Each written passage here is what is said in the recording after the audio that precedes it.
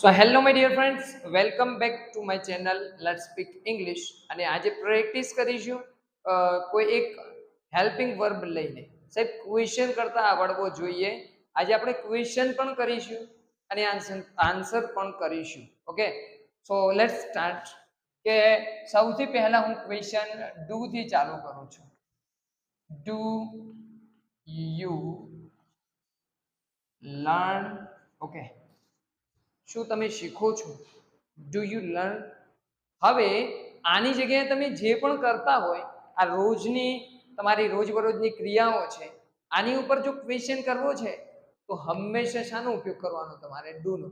Like કે તમે શાળાએ જાઓ છો, રોજની વાત છે, તો શું મૂકી શકો? Do you go? Do you go? Okay. હું પૂછું કે તમે મોબાઈલ વાપરો છો? શું છે? તમે મોબાઈલ વાપરો છો? હું લખી શકું do you use a mobile? ખબર પડે છે કે ડુ યુ થી ક્યારે ક્વેશ્ચન કરવાનો? એટલું ક્લિયર કરી લો કે રોજની ક્રિયાઓ છે તમારી, ઓફિસ જવું છે, લંચ ખાવું છે, ઓકે, હું એમ બોલું ચા પીવી છે, કસરત કરવી છે, કે પછી ઇંગ્લિશ શીખવું છે, કે જેટલી ક્રિયાઓ છે કે જે દરરોજ તમે કરો છો, તો સાહેબ એની અંદર તમારે ક્વેશ્ચન કરવા માટે હંમેશા ઓલવેઝ ડુ નો ઉપયોગ કરવો પડશે. ઓકે, સો આજે પ્રેક્ટિસ કરીએ ડીપમાં. તમે કહો એટલી વાર પ્રેક્ટિસ કરીએ. Okay, so let's ready. કે હું એમ કહું કે તમે ચિત્ર દોરો છો? Do you draw a picture? શું આવે? ડુ યુ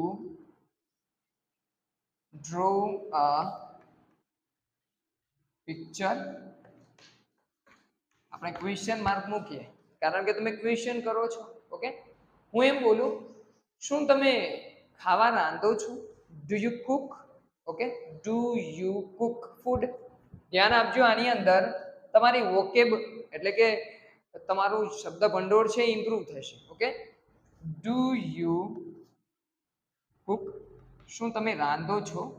ફૂડ એટલે કે ખોરાક. શું તમે ખોરાક રાંધો છો? ઘરે એવું બોલવું છે, શું તમે ઘરે ખોરાક રાંધો છો? તો શું આવે? At home. શું તમે ઘરે ખોરાક રાંધો છો? શું તમે ચા પીવો છો? રોજની વાત છે, ખબર પડે છે હું ક્વેશ્ચન કઈ રીતે કરવા માંગુ છું?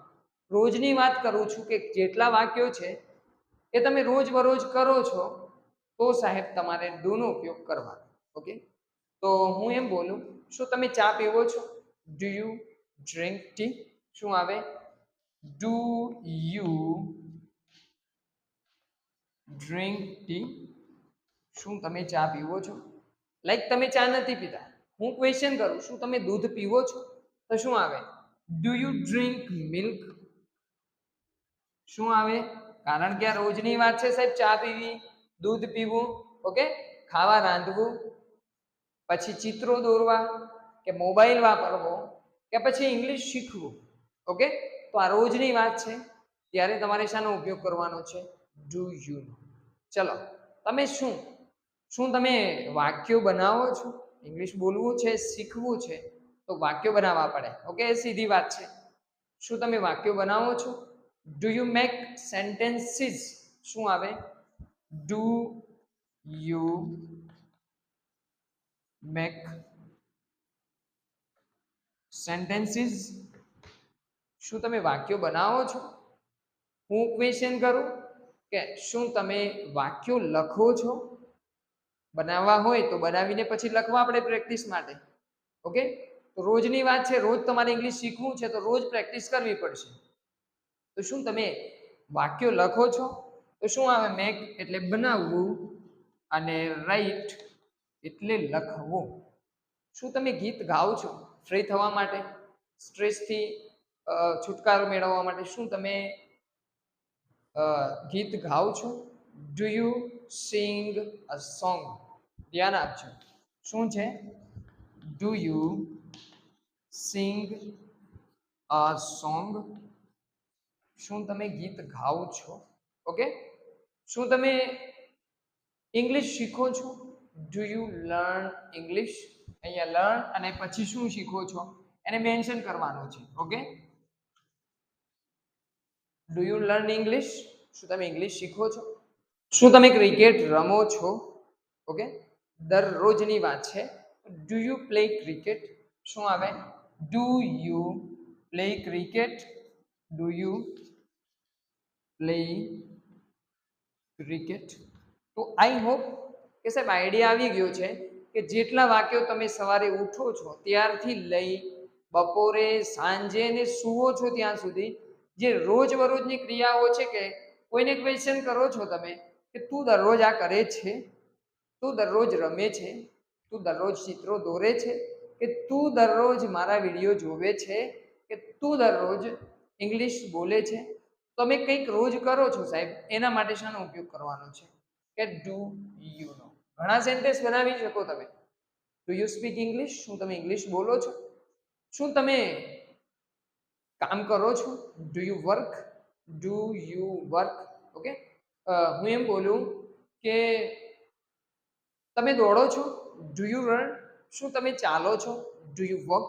ઓકે, શું તમે લખો છો? Do you write? શું તમે મૂવી જોવો છો? Do you watch a movie? Okay, do you watch a movie? શું તમે પાણી પીવો છો? Do you drink water? Do you drink water? Understood?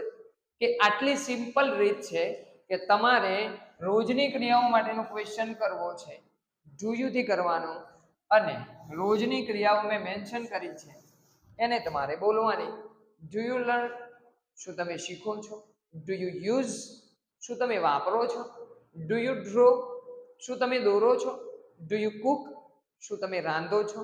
Do you drink? શું તમે પીવો છો? Do you make? શું તમે બનાવો છો? Do you write? શું તમે લખો છો? તો સાહેબ આ ડુ થી ક્વેશ્ચન કરવાની પ્રેક્ટિસ છે. ઓકે, હવે એક કામ કરીએ, આપણે જવાબ આપતા શીખીએ કે સાહેબ કોઈ ક્વેશ્ચન કરે કે શું તમે ઇંગ્લિશ બોલો છો? Do you speak English? રોજની વાત છે, શીખવું છે તો રોજ પ્રેક્ટિસ કરવી પડશે. હવે કોઈ એમ ક્વેશ્ચન આન્સર કરે કે હા હું ઇંગ્લિશ શીખું છું, તો શું આવે આન્સરમાં? હા હું ઇંગ્લિશ શીખું છું. ધ્યાન આપજો કે I learn English, I learn English. અને કોઈ એમ કે હું ઇંગ્લિશ શીખતો નથી, તો બે રીતે જવાબ આપી શકાય, એક હામાં અને એક નામાં. ઓકે, હું ઇંગ્લિશ શીખતો નથી તો શું મૂકી શકાય? I do not. શું મૂકવાનું? Do not learn English. Okay, understood? I do not learn English. શું તમે ઇંગ્લિશ બોલો છો? Do you speak English? Okay, હું ઇંગ્લિશ બોલું છું, આઈ સ્પીક ઇંગ્લિશ. હું ઇંગ્લિશ બોલતો નથી. બોલો મારી જોડે સાહેબ, પ્રેક્ટિસ કરવી પડશે. Okay, I do not speak English. શું તમે ક્રિકેટ રમો છો? Do you play cricket? Do you play cricket? હું ક્રિકેટ રમું છું, આઈ પ્લે ક્રિકેટ. ઓકે, હું ક્રિકેટ રમતો નથી, I do not play cricket. શું તમે સ્કૂલે જાઓ છો અથવા તમે ઓફિસ જાઓ છો? Do you go to office? શું આવે? Do you go to office? હા હું ઓફિસ જાઉં છું, તો શું આવે? I go to office. I go to office. હું એમ ક્વેશ્ચન કરું, શું તમે સ્કૂલે જાઓ છો?